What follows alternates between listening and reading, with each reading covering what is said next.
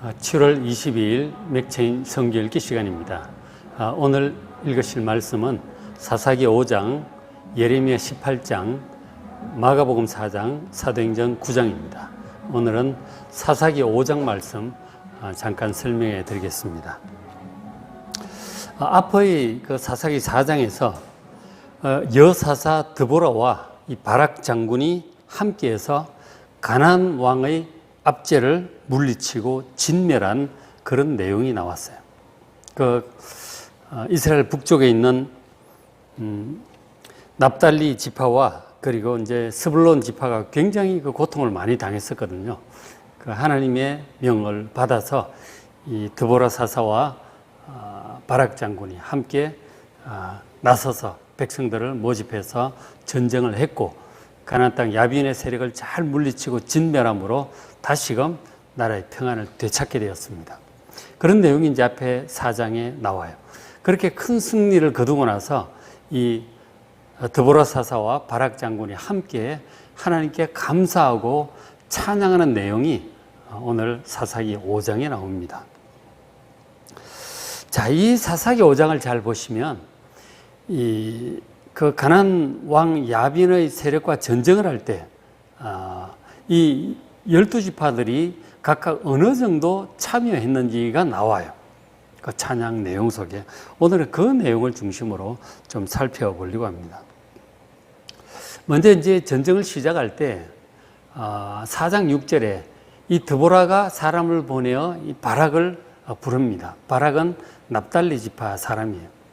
지금 드보라는 저 남쪽에 있었는데 이제 북쪽 사람들이 특히 납달리 지파, 스불론 지파 이런 사람들이 가나안 왕 때문에 상당히 고통을 당하고 압제를 당한다는 얘기를 듣고 이제 하나님께 기도를 한 거죠. 그랬더니 하나님께서 응답하셨고 이제 발악을 시켜서 이제 그들을 쳐라. 그게 하나님의 뜻이다라고 이제 전했던 것이죠. 그래서 보면 그에게 이르되 바락에게 이르되 이스라엘 하나님 여호와께서 이같이 명령하지 아니하셨느냐. 하나님의 명령을 드보라가 전하는 것입니다. 너는 납달리 자손 그리고 스불론 자손 이 중에서 10,000명을 거느리고 다볼산으로 가서 가나안 왕을 쳐라. 이렇게 하나님께서 붙이셨으니까 가서 치라고 그렇게 하나님의 명령을 전했어요. 그러니까 지금 저 납달리 자손과 스불론 자손이 가장 고통을 받는 지파였기 때문에 그들이 이 전쟁에서 주축이 되는 것은 당연한 것입니다. 그래서 납달리 출신 바락 장군에게 이 군사들을 끌고 치라고 했던 것이죠. 그건 당연한 것입니다. 자, 그러면은 주축이 납달리 자손과 스불론 자손인데 나머지 열 지파의 입장은 어떠했는가? 라고 하는 것이 이제 노래 속에 여기저기 나옵니다. 사사기 5장 14절에 보면 이런 구절이 있어요. 에브라임에게서 나온 자들은 아말렉의 뿌리 박힌 자들이요. 그렇게 합니다. 에브라임 지파 중에서 이 전쟁에 참여한 사람들은 전체가 아니고 아말렉의 뿌리 박힌 자, 즉 전에 아말렉 사람들의 거주지인 곳을 점령한 이 에브라임 사람 일부가 또 그들의 전쟁에 참여하러 올라왔던 것이죠. 그래서 전쟁하러 왔어요. 그 다음에 베냐민 중에서는 베냐민은 백성들 중에서 너를 따르는 자들이요. 그렇게 표현을 하고 있죠. 그러니까 베냐민 지파 전체가 지파의 총의로 이렇게 결단하고 전쟁에 참여한 것이 아니고 백성들이 개별적으로 그 소식을 듣고 갈 사람 가서 참여를 한 거예요. 의병처럼. 일괄 이렇게 의논하지 않고 백성들이 개별적으로 이 전투에 참여하러 온 사람들이 있었던 것 같습니다. 그 다음에 마길에게서는 명령하는 자들이 내려왔다. 이렇게 말씀을 하죠. 이 마길은 이스라엘 백성들 전체 중에 장자의 지파가 요셉인데 장자는 이제 2지파 몫을 가집니다. 그래서 이제 요셉 지파라고 부르지 않고 요셉의 2 아들 에브라임 지파, 므낫세 지파 이래서 2지파라 하죠. 그 중에 또 장자가 므낫세예요. 그럼 므낫세가 므낫세 반지파 양쪽으로 그렇게 2 몫을 차지를 하게 됩니다. 그래서 마길의 자손은 이 므낫세의 장자로서 그 므낫세 지파 중에서 마길의 후손들이 므낫세 반지파인데 이 사람은 가나안 땅 본토에 있는 반지파예요. 므낫세 반지파. 그리고 요단강 건너편 쪽에 있는 므낫세 반지파는 길앗 사람이라고 그렇게 부릅니다. 어쨌든 가나안 본토에 있는 이 므낫세 반지파, 이 사람들에게서는 명령하는 자들이 내려왔어요. 그러니까 이 군대 지휘관들이죠. 군대 지휘관들이 자기들의 병사들을 거느리고 왔다 하는 거죠. 그 다음에 스불론 지파에서는 대장군의 지팡이를 잡은 자들이 내려왔도다, 그렇게 말씀을 하죠. 이 대장군의 지팡이를 잡은 자들은 히브리어 원어를 보면은 기록하는 서기관들의 붓이다, 붓을 잡은 자들, 그렇게 되어 있어요. 그러니까 이 전쟁을 하게 되면 서기관, 행정 사무를 볼 서기관들도 필요합니다. 그러니까 군사들의 숫자를 파악을 하고 사람을 모집을 하고 이런 일들이 있죠. 행정적인 처리를 아마 스불론 지파가 했던 것으로 그렇게 보입니다. 자, 그렇게 이제 참여들을 각각 했고요. 그 다음에 15절 보면 이사갈의 방백들이 드보라와 함께했다, 그렇게 말씀합니다. 이사갈 지파에서도 이 방백들이 백성의 지도자들이 마음을 드보라와 함께해서 이제 병사들을 거느리고 이렇게 왔던 것 같습니다. 상당히 적극적으로 참여를 한 편이죠. 이사갈도 이제 좀 가까운 편에 있는, 직접적인 피해를 보는 사람은 아니지만 비교적 좀 가까운 쪽에 있는 사람들이라 도우러 왔던 것 같습니다. 그 다음에 이제 5장 15절 하반절에 보면 르우벤 지파 얘기가 아주 묘하게 표현이 되어 있어요. 한번 보세요. 자, 르우벤 시내가에서 큰 결심이 있었답니다. 큰 결심이라고 하는 것은 보면 많은 생각, 이런 뜻이 있습니다. 많은 생각들이 있었다는 거죠. 르우벤 지파들이. 자, 그런데 16절에 네가 아직 르우벤 지파가 양의 우리 가운데 앉아 있어요. 양의 우리 가운데 여전히 앉아 있고 목자의 피리 부르는 소리를 듣고 있는 거죠. 그러니까 지금 행동을 개시하지 않아요. 그러면서 무슨 큰 결심이, 많은 생각들만 하고 있는 거죠. 그러니까 전쟁이 어떻게 할까, 갈까, 어쩔까, 누가 갈까, 이렇게 토론만 하고 있지 행동을 안 하는 거죠. 그런 말만 무성하고 행동이 없었던 것 같습니다. 별로 결국은 참여를 안 했던 것 같아요. 그런 지파가 있었고요. 그 다음에 이제 17절 보면은 세 지파 얘기가 나오는데 이 길앗은 아까 요단강 건너편에 있는 므낫세 반지파예요. 그 사람들은 요단강 저쪽에 그냥 거주하고 있습니다. 그러니까 강 건너 불인 거죠, 이 사람들은. 오지 않았어요. 그리고 단 지파는 배에 그냥 머물러 있어요. 무역도 많이 하고 그랬던 것 같은데 그냥 배 타고 있지 전쟁하러 오질 않았다 하는 것이죠. 아셀도 마찬가지 해변가에 있으면서 이제 이렇게 뭐 어업도 하고 무역도 하고 했던 것 같은데 역시 그냥 해변에 앉아 있고 자기 항만에 그냥 거주합니다. 전쟁하러 나오지 않았다는 거예요. 저 세 지파는 남의 일로 생각하고 전혀 전쟁을 생각도 하지 않습니다. 그런 세 지파도 있었고요. 자, 그런가 하면 23절에 보면 아주 심한 또 지파도 있었어요. 여호와의 사자의 말씀에 메로스를 저주하라 그랬어요. 아주 저주를 받았어요. 너희가 거듭 그 민을 저주하라. 이건 얼마나 잘못했길래 아주 저주를 선포하셨어요. 그들이 와서 여호와를 돕지 않고 여호와를 도와 용사를 치지 아니함이더라 하는 거죠.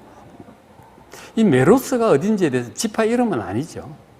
그리고 여기만 나와서 사실 어딘지 정확히 잘 모릅니다.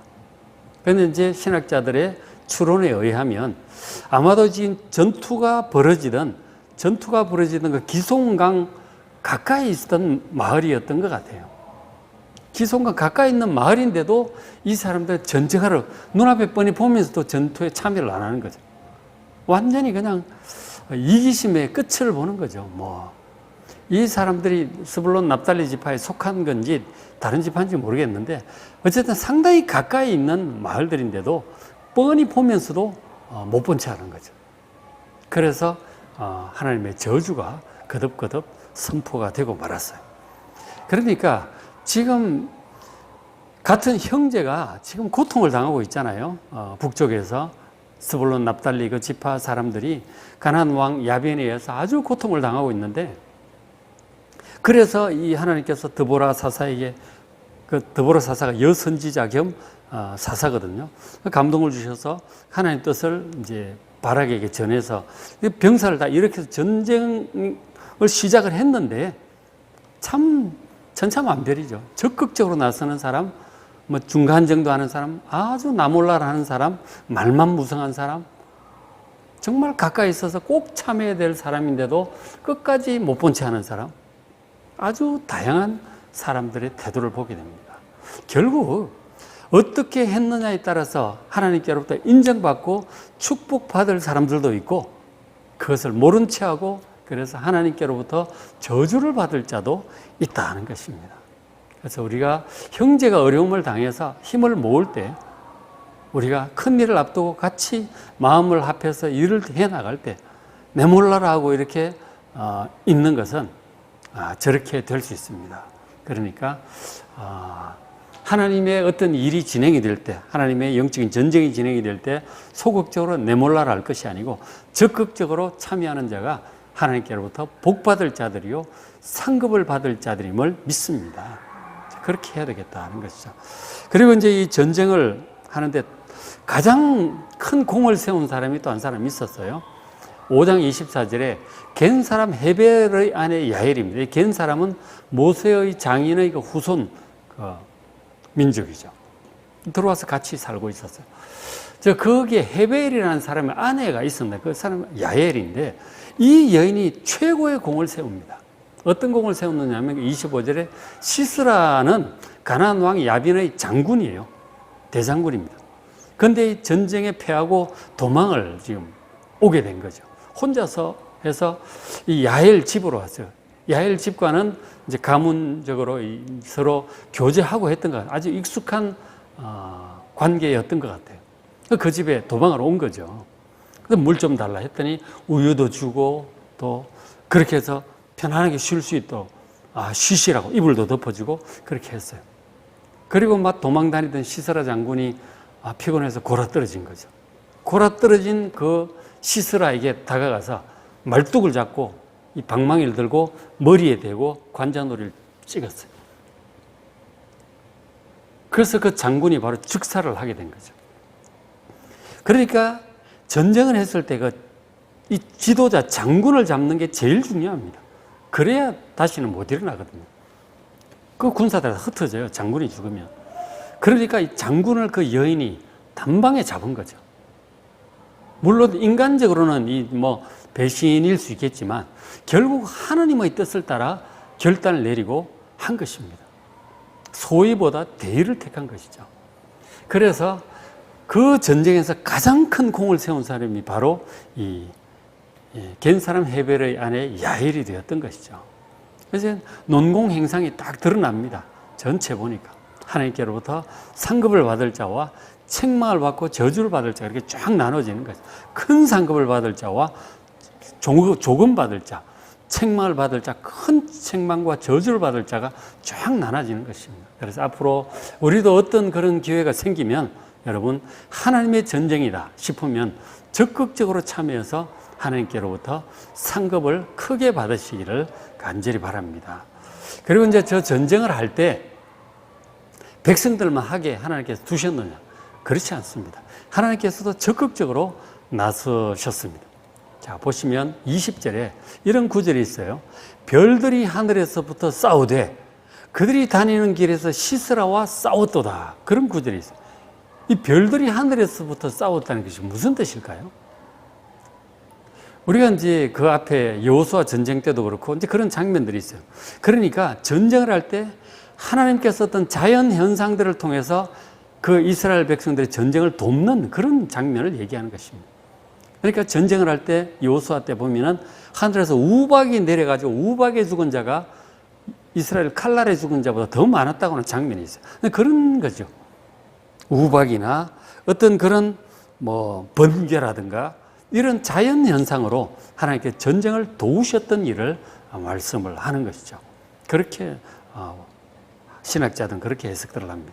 그렇게 볼 수 있을 것 같아요. 그리고 21절에 기손강은 그 무리를 표류시켰다 이런 말씀이죠. 저건 또 무슨 뜻일까요? 그러니까 이 기손강은 그 전쟁하는 주 이제 무대였는데, 그래서 이 기손강은 보통은 이제 건조한 곳이에요. 와디 같은 것이라서 우기 때는 이렇게 물이 흐르지만 건기 때는 그냥 마른 천이기도 하거든요. 그런 마른 천이든지 수량이 아주 적든지 그런 곳입니다. 그래서 지금은 이제 우기가 아니었던 것 같아요. 그래서 이제 시스라의 군대가 기손강 주변에 주둔을 했단 말이에요. 주둔을 해서 있었는데 하나님께서 갑자기 아마 비를 내리셨던 것 같아요. 그러면서 폭우가 쏟아지면서 이게 이제 이 폭우 때문에 이 거기에 주둔했던 이 시스라 군대가 아주 막 우왕좌왕하게 된 거죠. 그런 사태를 말씀하는 것으로 봅니다. 그 무리가 막 표류하게 되니까 그래서 때를 놓치지 않고 이스라엘 백성들 그를 또 친 거죠. 그래서 전쟁을 할 때 백성들도 믿음을 가지고 용기 있게 하지만 하나님께서 더 많은 몫을 여러모로 감당하시고 도와주심을 믿으시기 바랍니다. 그래서 하나님 명이 있으면 적극적으로 전쟁에 참여하면, 영적인 전쟁에 참여하면 하나님께서 또 도우시고 승리하게 하실 줄로 믿습니다. 여러분, 제가 중간중간에 소개를 해드렸는데 여러분 직접 보시면서 그 내용을 한번 살펴보십시오. 그러니까 제 강의를 듣고 보시면 훨씬 더 이해하기가 쉬우실 겁니다. 오늘 사사기 5장 읽어보시고 예레미야 18장, 마가복음 4장, 사도행전 9장 말씀 잘 읽어보시고 은혜 많이 받으시기 바랍니다.